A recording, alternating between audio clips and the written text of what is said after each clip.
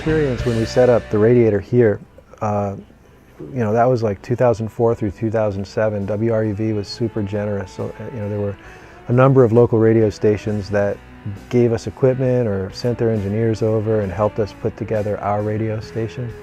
Like if you look around, we still have shelves from WRUV here. So we've always considered RUV to be a family radio station. The way we are, being a low-power FM community station, we support other stations. We're not in competition with them. RUV is fundraising now for equipment. We've just come through that process for ourselves, and so now on the Big Heavy site, we're trying to steer people's attention to supporting RUV. What it does, and we do what we do. We have two different paths for programming here. We have volunteer DJs who play whatever they want, and the guidelines for the radiator are we don't syndicate anything, so everything that's programmed happens locally.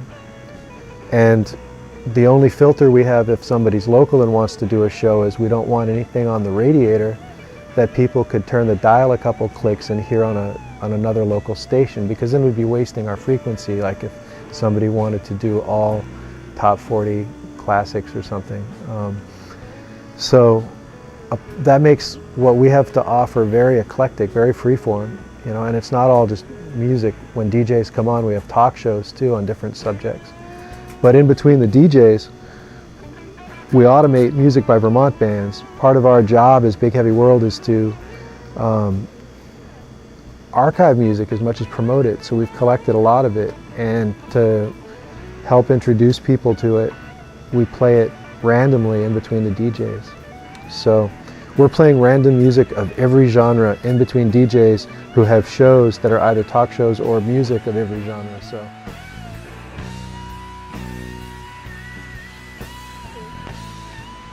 our history goes back 20 years, and Wayland Speed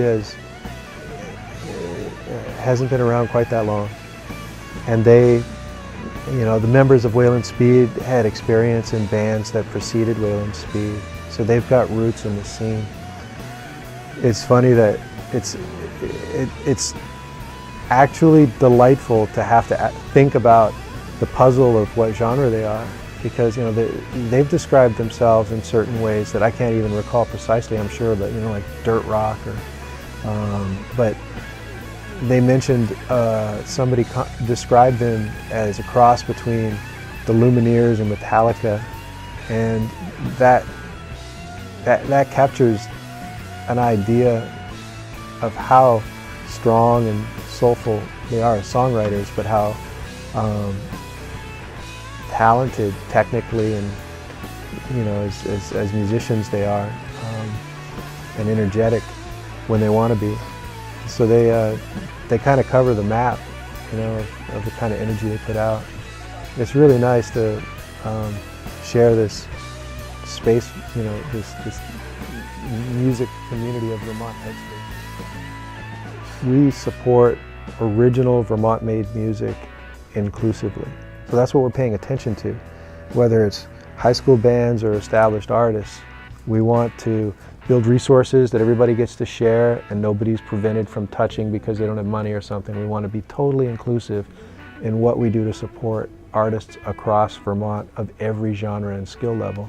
So, if it's a Vermont band making original music, then Big Heavy wishes they had a relationship with them, wishes we were playing their music on the radio station, wishes we were having them in as guests on our local music radio hour on Wednesdays. That's what we're here for. We were super busy in the late 90s hooking Vermont music up with opportunities to be synced to live sports broadcasts in Europe.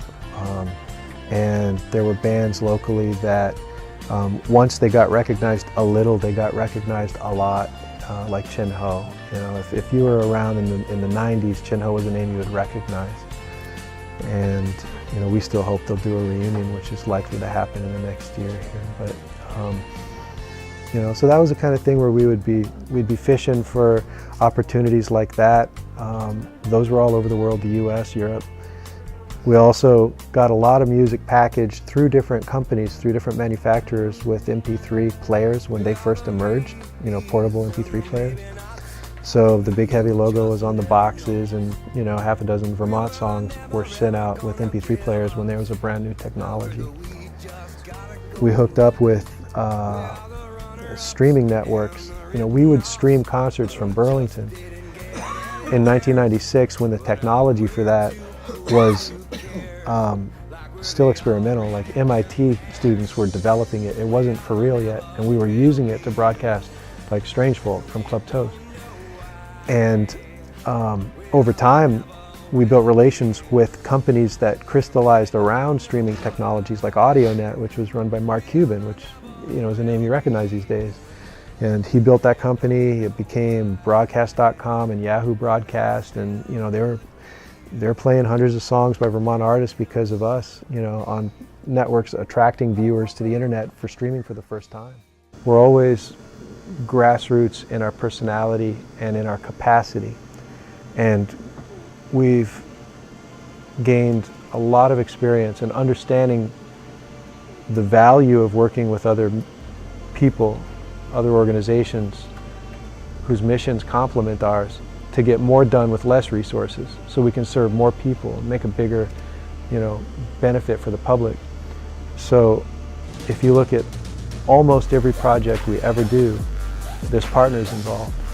And with those partners, you know, we get to the end of what we're doing a happy dance, because everybody got to share in not just the labor, but the excitement of having a vision and making it real, and knowing that we all represent people working together, which is a big deal. There should be more of that.